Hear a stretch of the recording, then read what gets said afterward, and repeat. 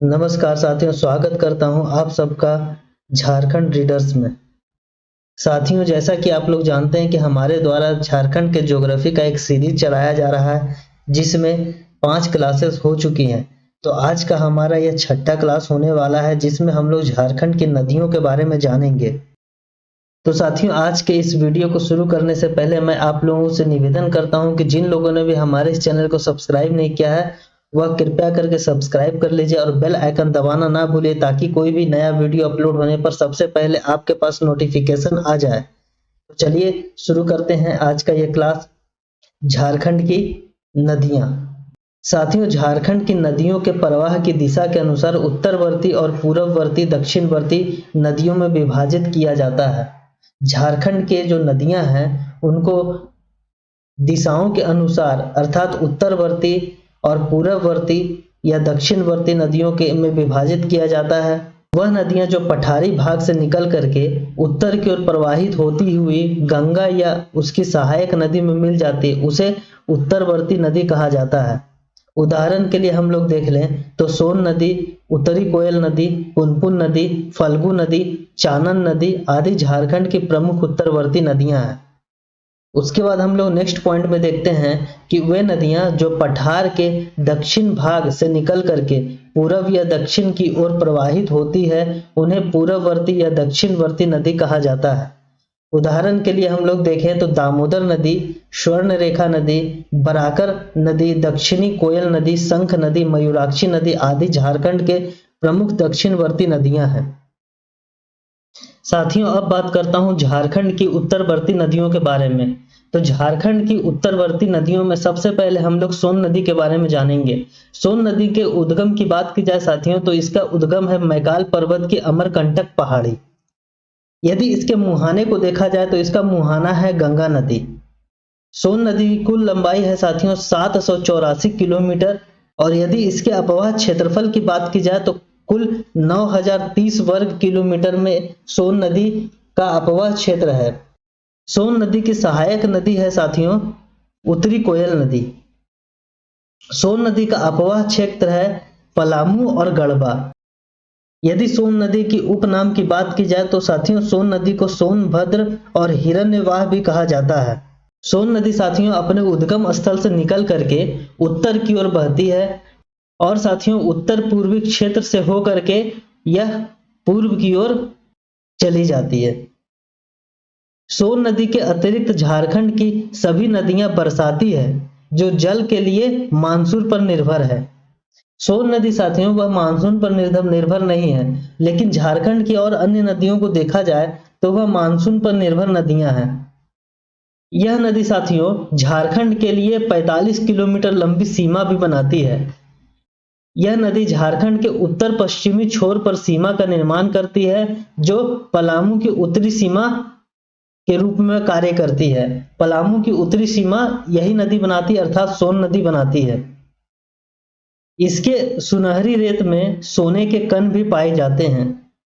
अब हम लोग साथियों आगे बढ़ते हैं और उत्तरी कोयल नदी के बारे में कुछ जान लेते हैं। साथियों उत्तरी कोयल नदी के उद्गम की बात की जाए तो इसका उद्गम है रांची के पठार का मध्य भाग अर्थात पिस्का के पास ही। इसका मुहाना है साथियों सोन नदी। कुल लंबाई की बात की जाए तो उत्तरी कोयल नदी की कुल लंबाई है 260 किलोमीटर। सहायक नदी की बात की जाए तो उत्तरी कोयल नदी की सहायक नदी है औरंगा, अमानत और बूढ़ा नदी। उत्तरी कोयल नदी की प्रमुख सहायक नदियां कौन कौन सी है? औरंगा, अमानत और बूढ़ा नदी। उत्तरी कोयल नदी का अपवाह क्षेत्र है साथियों गढ़वा, पलामू और लातेहार।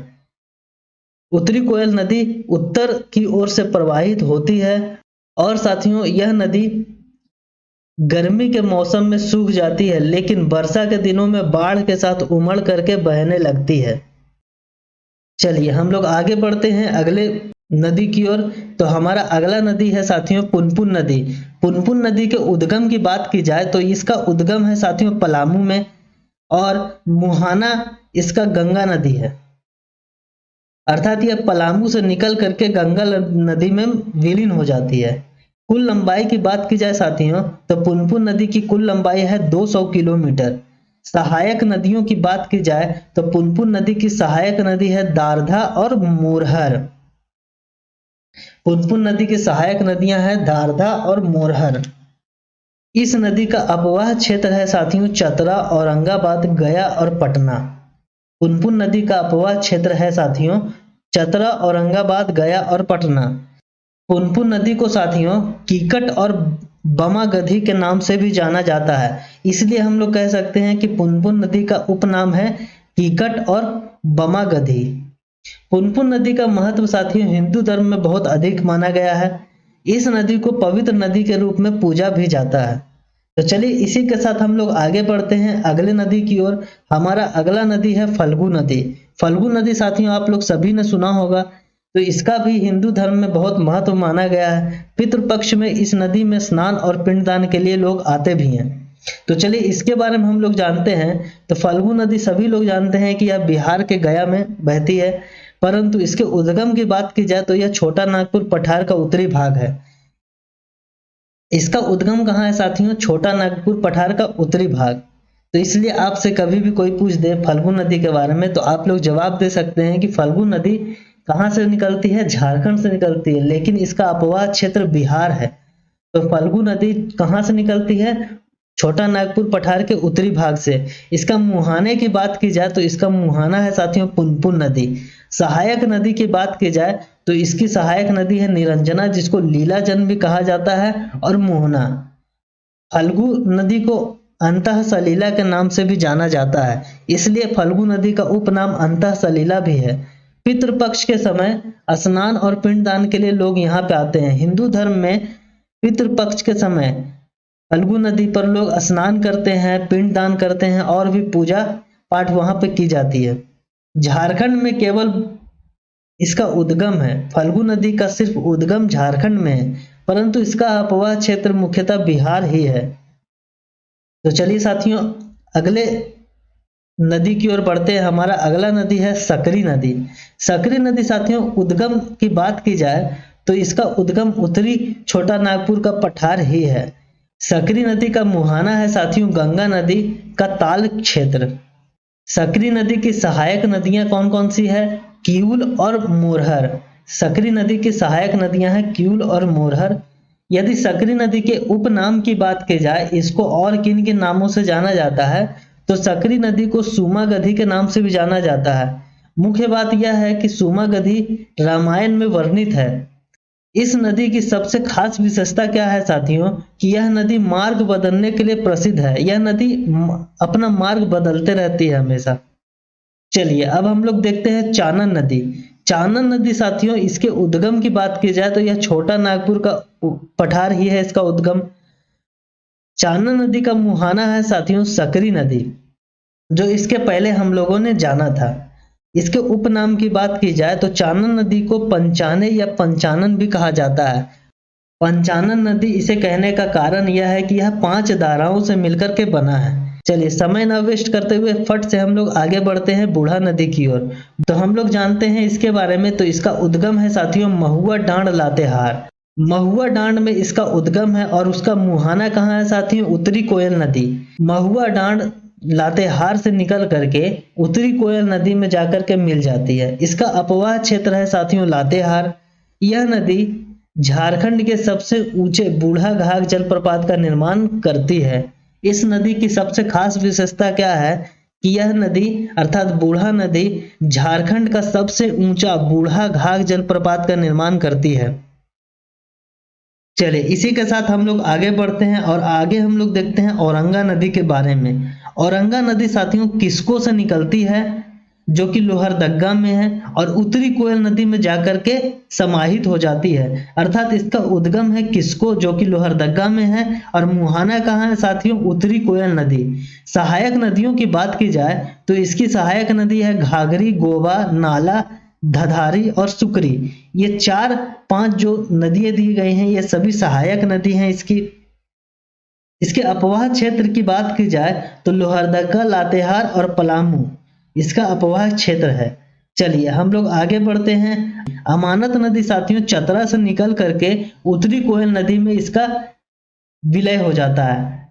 अमानत नदी साथियों कहाँ से निकलती है? चतरा से निकलती है और यह उत्तरी कोयल नदी में जाकर के मिल जाती है। अर्थात इसका उद्गम चतरा है और मुहाना उत्तरी कोयल नदी। इसके सहायक नदियों की बात की जाए तो जिंजोई, जमुनिया, खैरा, चाको, माइला, सलाही और पाटन, ये सभी क्या हैं साथियों, इसके सहायक नदी हैं। किसके? अमानत नदी के सहायक नदी हैं। अपवाह क्षेत्र की बात की जाए साथियों तो यह चतरा, लातेहार, पलामू इसका यह मुख्य अपवाह क्षेत्र है। चलिए, ये हमारे उत्तरवर्ती नदियां सभी समाप्त हो गए। अब हम लोग पूर्ववर्ती या दक्षिणवर्ती नदियों के बारे में जानेंगे। तो सबसे पहला हमारा प्रमुख नदी है दामोदर नदी। दामोदर नदी के बारे में सभी लोगों ने सुना होगा और हर एग्जाम में इससे कई प्रश्न पूछे जाते हैं। जैसे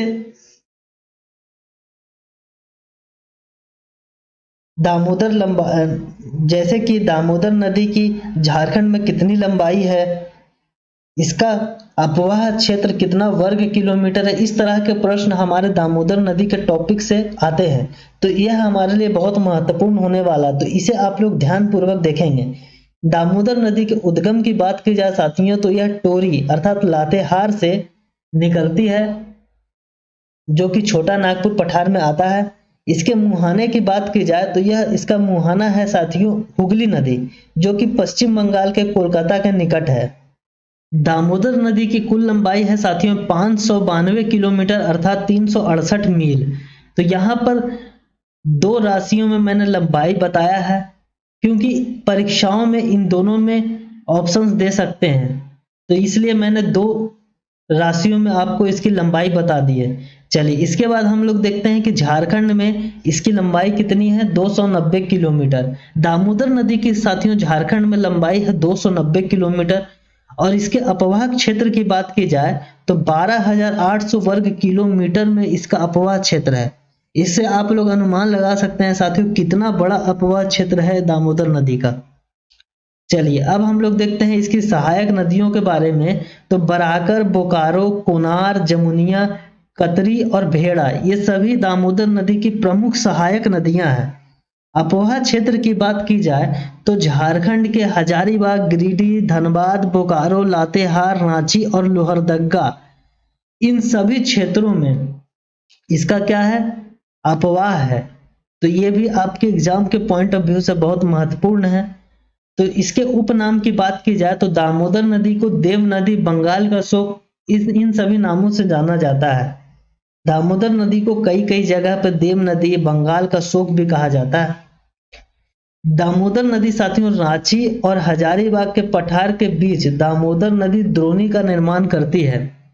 ये पॉइंट से भी क्वेश्चंस आ सकते हैं परीक्षाओं में, इसे भी हम लोगों को ध्यान में रखने की आवश्यकता है। चलिए, इसके बाद हम लोग देखते हैं कि दामोदर नदी साथियों झारखंड की सबसे बड़ी और लंबी नदी है। तो यहां से भी एक प्रश्न बन सकता है कि झारखंड की सबसे बड़ी और लंबी नदी कौन सी है, तो आपका उत्तर होगा साथियों दामोदर नदी। यह झारखंड की सर्वाधिक प्रदूषित नदी भी है। तो चलिए अगले पॉइंट की ओर हम लोग बढ़ते हैं। धनबाद में प्रवेश करते समय दामोदर नदी में जमुनिया नदी आकर मिलती है। जमुनिया नदी कब आकर मिलती है दामोदर नदी में, जब धनबाद में प्रवेश करती है तब वहां पे जाकर के जमुनिया नदी भी इसमें मिल जाती है। इसमें पूर्व की ओर से पारसनाथ क्षेत्र से आने वाली कटनी नदी मिलती है और इसमें चिरकुंडा के पास बराकर नदी मिलती है। चलिए, अब हम लोग आगे देखते हैं स्वर्ण रेखा नदी के बारे में। स्वर्ण रेखा नदी की उद्गम की बात की जाए साथियों तो इसका उद्गम है नगड़ी, जो कि छोटा नागपुर पठार के अंदर का क्षेत्र है। मुहाने की बात की जाए तो इसका मुहाना है बंगाल की खाड़ी। कुल लंबाई इसकी है साथियों 470 किलोमीटर। सहायक नदियां क्या कौन कौन सी है स्वर्ण रेखा नदी की, तो साथियों स्वर्ण रेखा नदी की सहायक नदियां हैं काकरो, कांची, खरकई, जुमारू, राड़ू और संजय। साथियों स्वर्ण रेखा नदी का अपवाह क्षेत्र है सिंहभूम, रांची और जमशेदपुर। इसका उपनाम क्या है, सुवर्ण रेखा।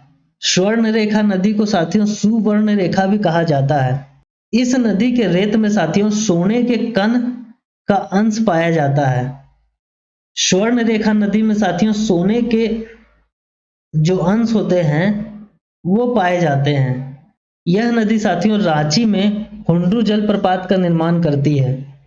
हुंड्रू जलप्रपात एक बहुत ही प्रसिद्ध जलप्रपात है, कई लोग यहाँ पर घूमने भी जाते हैं। साथियों, स्वर्ण रेखा नदी की सहायक नदी जो कि राढ़ू नदी है, वह जोन्हा नामक स्थान पर जोन्हा जलप्रपात का निर्माण करती है। जोन्हा जलप्रपात को साथियों गौतम धारा जलप्रपात के नाम से भी जाना जाता है। इसकी अन्य सहायक नदी कांची नदी दसम जलप्रपात का निर्माण करती है। तो ये दोनों पॉइंट में हमारे एग्जाम के पॉइंट ऑफ व्यू से इंपॉर्टेंट निकल करके आ रहे हैं। इसके बाद हम लोग देखते हैं कि स्वर्ण रेखा नदी झारखंड से होकर के ओडिशा में प्रवेश करती है और बंगाल की खाड़ी में जाकर के गिरती है। यह नदी स्वतंत्र रूप से बंगाल की खाड़ी में गिरने वाली झारखंड की एकमात्र नदी है। तो यहाँ पर प्रमुख विशेषता भी निकल करके सामने आ रहा है, इसलिए हमारा ये पॉइंट भी इम्पोर्टेंट है। चलिए अब हम लोग जाते हैं अगले नदी की ओर। तो हमारा अगला नदी है साथियों बराकर नदी। बराकर नदी के उद्गम की बात की जाए तो यह पदमा अर्थात हजारीबाग का पठार इसका उद्गम स्थल है। इसका मुहाना साथियों दामोदर नदी है। बराकर नदी की साथियों कुल लंबाई है 225 किलोमीटर। इसके अपवाह क्षेत्र की बात की जाए तो हजारीबाग, गिरिडीह और धनबाद इसका मुख्य अपवाह क्षेत्र है। बराकर नदी का उल्लेख बौद्ध और जैन साहित्यों में भी हुआ है। इस नदी के तट पर गिरिडीह में जैन मंदिर तथा मैथन के पास कल्याणेश्वरी मंदिर स्थित है। तो ये हमारे पॉइंट भी इंपॉर्टेंट हो जाते हैं। तो इसी के साथ हम लोग आगे बढ़ते हैं नेक्स्ट नदी की ओर। हमारा नेक्स्ट नदी है दक्षिणी कोयल नदी। इसके उद्गम की बात की जाए साथियों तो इसका उद्गम है नगड़ी रांची। रांची का नगड़ी स्थान इसका उद्गम स्थल है। और इसके मुहाने की बात की जाए तो इसका मुहाना क्या है साथियों, शंख नदी जो कि उड़ीसा में है। इसकी कुल लंबाई है साथियों 470 किलोमीटर। सहायक नदियां इसकी क्या क्या है, कारो, उसरी, बरसोती। दक्षिणी कोयल नदी की सहायक नदियां हैं जो कि है कारो, उसरी और बरसोती। अपवाह क्षेत्र की बात की जाए तो झारखंड में साथियों लोहरदगा, गुमला, पश्चिमी सिंहभूम और रांची इसका अपवाह क्षेत्र है। इसके बाद हम लोग नेक्स्ट में देखते हैं मयूराक्षी नदी। मयूराक्षी नदी का उद्गम की बात की जाए तो त्रिकूट पहाड़ी जो कि देवघर में है, यहाँ से इसका उद्गम होता है और यह बहती हुई हुगली नदी जो कि पश्चिम बंगाल में वहां पर जाकर के मिल जाती है। अर्थात इसका उद्गम है त्रिकूट पहाड़ी, देवघर और इसका मुहाना है साथियों हुगली नदी, पश्चिम बंगाल। इसकी कुल लंबाई है साथियों 250 किलोमीटर। इसकी सहायक नदियों की बात की जाए तो धोबाई, टिपरा, भामर, पुसरो, दऊना ये सभी इसके प्रमुख सहायक नदियां हैं। अपवाह क्षेत्र की बात की जाए तो मयूराक्षी नदी दुमका, साहेबगंज, देवघर और गोड्डा में प्रवाहित होती है। मयूराक्षी नदी को साथियों मोर नदी और मोतीहारी के नाम से भी जाना जाता है। तो इसलिए हम इसे कह सकते हैं कि इसका उपनाम है मोर नदी और मोतीहारी नदी। यह झारखंड की एकमात्र नौगम्य नदी भी है। साथियों मयूराक्षी नदी झारखंड की एकमात्र नौगम्य नदी है। तो हम लोग का ये पॉइंट इंपॉर्टेंट हो जाता है एग्जाम के पॉइंट ऑफ व्यू से। ये प्रमुख विशेषता यहाँ पे आपको बता रही है। इसके बाद हम लोग अगले पॉइंट में देखते हैं कि इस नदी पर कनाडा के सहयोग से मसानजोर नामक बांध का निर्माण किया गया है। मयूराक्षी नदी पर साथियों मसानजोर नामक बांध का निर्माण किया गया है जो कि कनाडा के सहयोग से किया गया है। इसके बाद हम लोग देखते हैं ब्राह्मणी नदी। ब्राह्मणी नदी के उद्गम की बात की जाए तो यह दुधवा पहाड़ी जो कि दुमका में है इसका उद्गम स्थल है। इसका मुहाना है साथियों हुगली नदी, पश्चिम बंगाल। ब्राह्मणी नदी की कुल लंबाई है साथियों 480 किलोमीटर और इसके सहायक नदियों की बात की जाए तो गुमरो और एरो इसकी मुख्य सहायक नदियां हैं। इसका अपवाह क्षेत्र है साथियों दुमका, साहेबगंज, देवघर और गोड्डा। दुमका, साहेबगंज, देवघर, गोड्डा इसके मुख्य अपवाह क्षेत्र हैं। चलिए इसके बाद हम लोग देखते हैं शंख नदी।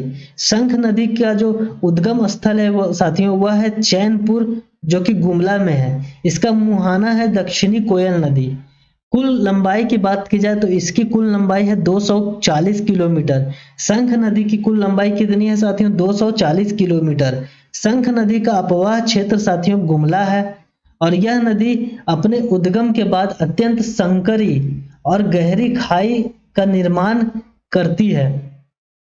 यह इसकी प्रमुख विशेषता यहाँ पर निकल करके सामने आ रही है कि यह नदी अपने उद्गम के बाद क्या होती है, अत्यंत संकरी हो जाती है और गहरी खाई का निर्माण करती है। यह साथियों गुमला जिले में सदनी घाघ जलप्रपात का निर्माण भी करती है, जिसकी ऊंचाई लगभग कितनी है? 200 फीट है। तो ये भी आपके लिए इंपॉर्टेंट हो जाता है। तो चलिए इसके बाद हम लोग जाते हैं अगले नदी की ओर। हमारा अगला नदी है अजय नदी। तो इसके उद्गम की बात की जाए तो अजय नदी साथियों मुंगेर से निकलती है, जो कि बिहार में है। इसका मुहाना है साथियों भागीरथी, कटवा, पश्चिम बंगाल। यह बिहार से निकल करके पश्चिम बंगाल के भागीरथी में जाकर के मिल जाती है और इस बीच में यह झारखंड में भी प्रवेश करती है। तो इसकी कुल लंबाई की बात की जाए तो 288 किलोमीटर इस अजय नदी की कुल लंबाई है और इसकी सहायक नदियां हैं पथरो और जयंती। झारखंड में मुख्य अपवाह क्षेत्र अजय नदी की है देवघर, दुमका और जामताड़ा। इसके बाद हम लोग देखते हैं गुमानी नदी के बारे में। गुमानी नदी की साथियों उद्गम की बात की जाए तो इसका उद्गम है राजमहल की पहाड़ी। इसका मुहाना है साथियों गंगा नदी, जो कि पश्चिम बंगाल में है। और इसकी सहायक नदी की बात की जाए तो मेरेल इसकी सहायक नदी है। इसके अलावा इसके अपवाह क्षेत्र की बात की जाए तो इसका अपवाह क्षेत्र है साथियों साहेबगंज और गोड्डा। गुमानी नदी का अपवाह क्षेत्र है साहेबगंज और गोड्डा। इसके बाद हम लोग देखते हैं बांसलोई नदी। बांसलोई नदी के उद्गम की बात की जाए तो इसका उद्गम है साथियों बांस पहाड़ी, गोड्डा। इसका मुहाना है गंगा नदी, पश्चिम बंगाल। बांस नदी साथियों पूर्व की ओर बहती हुई दुमका जिले की उत्तरी सीमा बनाती है।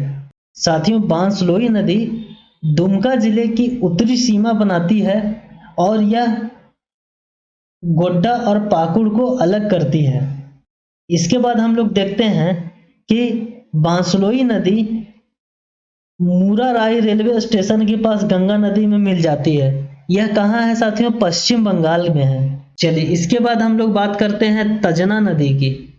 तजना नदी साथियों बुंडू तमाड़ से निकलती है और कारो नदी में जाकर के मिल जाती है।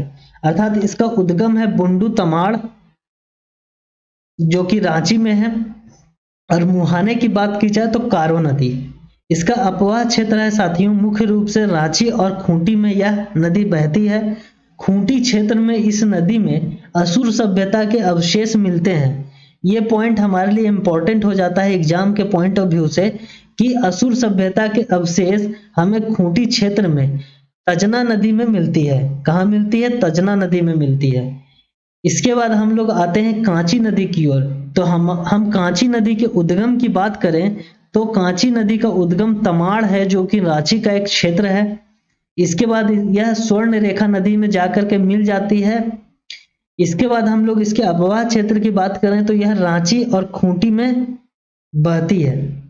तो चलिए अब हम लोग नेक्स्ट देखते हैं रोरो नदी, जो आज का अंतिम पॉइंट है। तो रोरो नदी के उद्गम की बात की जाए तो यह चाईबासा से निकलती है और यह कारो नदी में जाकर के मिल जाती है। इसकी कुल लंबाई की बात की जाए तो इसकी कुल लंबाई है 58 किलोमीटर। इसका अपवाह क्षेत्र है साथियों पश्चिमी सिंहभूम। इस नदी के तट पर ही चाईबासा शहर अवस्थित है। यहाँ पर हमारा एक इम्पोर्टेंट पॉइंट निकल करके सामने आता है कि चाईबासा का शहर कहाँ अवस्थित है। तो हमारा उत्तर होगा साथियों रोरो नदी। इस वीडियो को समाप्त करने से पहले हम लोग कुछ इम्पोर्टेंट पॉइंट्स को जान लेते हैं, जो कि हमारे आज के ही वीडियो से संबंधित है। जल संसाधन विभाग झारखंड सरकार के अनुसार राज्य में कुल 1.59 लाख हेक्टेयर क्षेत्र जलीय स्रोतों द्वारा आच्छादित है, जो राज्य के कुल भूभाग का कितना प्रतिशत है? 2% है। 2018 से 19 में 30,169 मिलियन घन मीटर जल संसाधन उपलब्ध है, जिसमें 25,877 मिलियन घन मीटर अर्थात 86% सतही जल के रूप में और 4,292 मिलियन घन मीटर अर्थात 14% भूमिगत जल के रूप में मौजूद है। राज्य में साथियों औद्योगिक क्षेत्र हेतु 4,338 मिलियन घन मीटर जल की आवश्यकता है। सिंचाई हेतु 3,813 मिलियन घन मीटर जल की आवश्यकता है। साथियों शहरी क्षेत्र की बात की जाए तो शहरी क्षेत्रों में 1616.35 लाख गैलन जल की आवश्यकता है, जबकि हमारे राज्य में 734.35 लाख गैलन जल उपलब्ध है। तो शहरी क्षेत्रों में कितना जल की कमी है हम लोग इसे जान सकते हैं। राज्य में अधिकांश भाग पर आर्कियनकालीन चट्टान पाए जाने के कारण हमारे राज्य की जो मिट्टी है उसकी छिद्रता काफी कम है। पठारी क्षेत्र होने के कारण वर्षा का जल अति तीव्रता से प्रवाहित हो जाता है। परिणाम स्वरूप हमारे राज्य में भूमिगत जल की मात्रा काफी कम है। साथियों जितना भी कुछ मैंने अभी आपको बताया है उसे मैं फिर से रिपीट कर देता हूं। साथियों जल संसाधन विकास झारखंड सरकार के अनुसार राज्य में 1.5 लाख हेक्टेयर क्षेत्र जलीय स्रोतों द्वारा आच्छादित है, जो राज्य के कुल भूभाग का कितना है 2% है। इसके बाद मैंने आपको कहा था कि 2018 से 19 में राज्य में 30,169 मिलियन घन मीटर जल संसाधन उपलब्ध है, जिसमें क्या है कि 25,877 मिलियन घन मीटर अर्थात लगभग 86% सतही जल के रूप में मौजूद है। और यदि हम लोग भूमिगत जल की बात करें तो 4,292 मिलियन घन मीटर अर्थात लगभग 14% हम लोगों का भूमिगत जल के रूप में मौजूद है। इसके बाद मैंने बताया था कि राज्य में औद्योगिक क्षेत्र के लिए हमें 4,338 मिलियन घन मीटर जल की आवश्यकता है, जबकि सिंचाई की बात की जाए तो लगभग 3,813 मिलियन घन मीटर जल की आवश्यकता है। और यदि हम लोग शहरी क्षेत्रों की बात करें तो 1616.35 घन मीटर जल की आवश्यकता है, लेकिन हमें शहरी क्षेत्र में कितने जल मिल पा रहे हैं 734.35 मिलियन घन मीटर। इन सब परिस्थितियों का कारण यह है कि हमारे राज्य के अधिकांश भाग पर आर्कियनकालीन चट्टान पाए जाते हैं, जिसके कारण मृदा की छिद्रता की बात की जाए तो वह काफी कम है। और पठारी क्षेत्र होने के कारण वर्षा का जल अति तीव्रता से हमारे जो है प्रवाहित हो जाते हैं, जिसके कारण भूमिगत जल की मात्रा काफी कम हो गई है। भूमि में जल एब्जॉर्ब करने के लिए जल को वहां पे उपस्थित होना चाहिए, तभी जल ढलान के माध्यम से नीचे चले जाते हैं। इसलिए हमारे झारखंड के क्षेत्र में भूमिगत जल बहुत कम है। और जिन लोगों को भी आज के इस वीडियो का PDF चाहिए होगा वह हमारे टेलीग्राम चैनल को ज्वाइन करके वहां से PDF डाउनलोड कर सकते हैं। आप लोग टेलीग्राम में जा करके झारखंड रीडर सर्च करेंगे तो आपको हमारा चैनल वहां पर आ जाएगा, आप लोग उसे जा करके ज्वाइन कर लें। टेलीग्राम चैनल का जो लिंक है वो हम लोग डिस्क्रिप्शन में भी दे देंगे, तो आप लोग वहां से भी जा करके ज्वाइन कर सकते हैं। तो चलिए साथियों आज के वीडियो में इतना ही, मिलते हैं अगले वीडियो में, तब तक के लिए जय हिंद।